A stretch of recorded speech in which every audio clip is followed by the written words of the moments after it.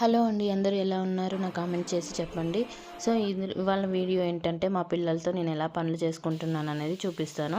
మా పాపకి 10th monthly birthday చేశాము. సో, చిన్న కేక్ తీసుకొచ్చి కట్ చేపిచ్చేసాము. ఎక్కువ కేక్ తీసుకొస్తే మా ప్రణవ్ తినేస్తాడు. వాడికి పడదు. సో, మా పాప మార్నింగ్ లేసి వాళ్ళ నాన్నతో పాటు టిఫిన్ చేస్తుంది. ఎంత క్యూట్‌గా తింటుందో, ఫస్ట్ టైము ఫింగర్ ఫుడ్ తింటుంది. సో, వెంకట ఆఫీస్‌కెళ్ళిపోయిన తర్వాత నాకు ఇంట్లో పనులు సరిపోతున్నాయి. ఇల్లు మొత్తం ఊడ్చేసి, తుడిచేసి సరికి నాకు ఒక హాఫ్ అన్ అవర్ తీసుకుంటది. ఇంటి ముందు ఊడ్చేసి ముగ్గు పెట్టేశాను. పాపతోనే చేసుకుంటున్నాను గదా! కొన్ని వీడియో క్లిప్స్ అయితే తీయలేకపోతున్నాను. సో, ఇదైతే చూపిద్దామని అనుకుంటున్నాను. సో, నాకైతే ఫ్రైడే రోజు హెడ్ బాత్ చేయడం అలవాటు. గురువారం నైట్ పెట్టుకుంటాను హెయిర్ ఆయిల్. సో, పాపతోని వీలవ్వలేదు, మర్చిపోయాను కూడా. సో, ఆయిల్ అయితే హీట్ చేసుకుంటున్నాను. రైస్ కడిగి పెట్టేశాను. ఆయిల్ పెట్టుకున్నానులాగా వచ్చేసింది. సో, కాసేపు ఎత్తుకొని మళ్ళీ అక్కడ ప్రణవ్ దగ్గర దించేసి వచ్చాను. కాసేపు ఆడుకుంటుంది. మళ్ళీ నా దగ్గరికి వచ్చేస్తుంది. పని చేసుకొనివ్వట్లేదు. కొంచెం ఫీవరిష్‌గా ఉంది. కోల్డ్ కూడా చేసింది. సో, అందుకని చాలా ఇబ్బంది పెడుతుంది. సో, ఇవాళ నా వంట అవుతుందో లేదో అనే అంత ఇదిగా ఉంది. అసలు అలా చేయదు, ఆడుకుంటుంది. సో, దోసకాయలు, మెంతికూర అండ్ దొండకాయ తీసుకొచ్చాడు. రైస్ పెట్టేశాను. దోసకాయ పప్పు చేస్తున్నాను. అండ్ మార్నింగ్ టైం ఇదైతే నేను ఆయిల్ పెట్టుకున్నాక 1 అవర్ తర్వాత హెడ్ బాత్ చేద్దామని పెట్టుకున్నాను. కానీ పాపతోనే నాకు అస్సలు అవ్వలేదండి ఈరోజు.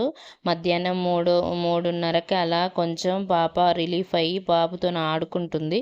సో, కొంచెం సేపు ఆడించు నాన్న అని మా ప్రణవ్‌కి చెప్పేసి నేనైతే హెడ్ బాత్ చేసేసి వచ్చేసానండి. సో, హెడ్ బాత్ చేసేసరికి నాకు ఈవినింగ్ 4 అయింది. ఇక మళ్ళీ అమ్మ దగ్గరికి వచ్చేస్తుంది.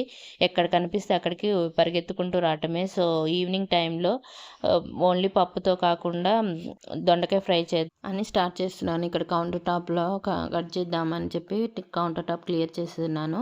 సో, కౌంటర్ టాప్ అయితే మంచిగా ఉందండి కట్ చేసుకోవడానికి. ఓల్డ్ హౌస్‌లో ఇలా లేదు.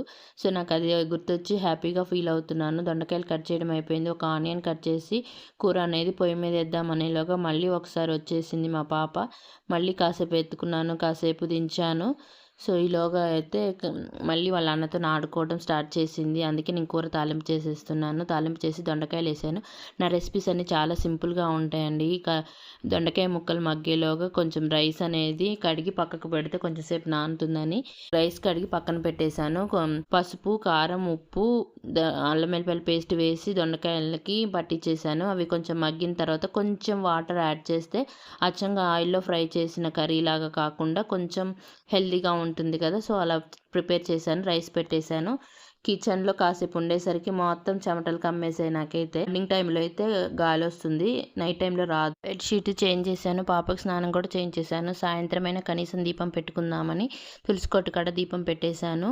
నేను బయట ఉన్నానంట. పాపని తీసుకొని బయటికి రాలేదని నన్ను లోపలికి రానీయకుండా తలుపు వేస్తుంది. చాలా ముద్దుగా అనిపించింది. సో, తర్వాత ప్రణవ్‌కి అన్నం పెట్టిచ్చేశాను. నేను కూడా అన్నం పెట్టేసుకున్నాను. వెంకట్ రావడానికి లేట్ అవుతుందని చెప్పాడు. సో, అన్నం అయితే తినేసాము. తినేసిన తర్వాత కాసేపు అలా కూర్చోగానే వెంకట్ వచ్చారు. నైట్ 10:30 అయినా మా పిల్లలైతే పడుకోవట్లేదు. వాళ్ళు పడుకోవట్లేదు, నన్ను పడుకోనియట్లేదు. చూడండి ఎట్లా ఆడుతున్నారో. సో, ఇదే ఫ్రెండ్స్ ఈరోజు వ్లాగ్. మీ అందరికి నచ్చిందా?